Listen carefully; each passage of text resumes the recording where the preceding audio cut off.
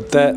30ကျော်တွေဂျင်ကစားလို့ရှိရင်မာဆယ်တက်လာနိုင်သေးလားဆိုတဲ့မေးခွန်းကိုဖြေချပေးခြင်းဖြစ်ပါတယ်အခုဒီပုံကလွန်ခဲ့တဲ့10နှစ်ကျော်ကရိုက်ထားတဲ့ပုံတကယ်အိုးစားတော့တဲ့ real အဖိုးကြီးပုံဖြစ်ပါတယ်ဒီပုံကကြတော့ဂျင်ပြန်ပြီးတော့မကစားခင်မှာရိုက်ထားတဲ့ပုံဖြစ်ပါတယ်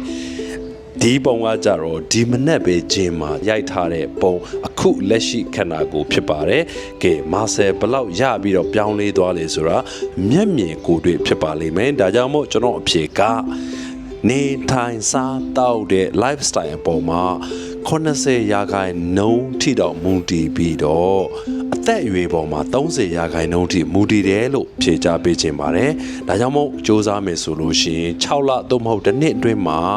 ကျန်းမာတဲ့ဘဝကိုပိုင်ဆိုင်နိုင်မှာဖြစ်သလိုအခုလိုမျိုးခန္ဓာကိုယ်ကိုလည်းပိုင်ဆိုင်နိုင်မယ်လို့ကျွန်တော်ဖြေကြားပေးခြင်းပါတယ်။စေတနာနဲ့မျှဝေပေးတာပါ။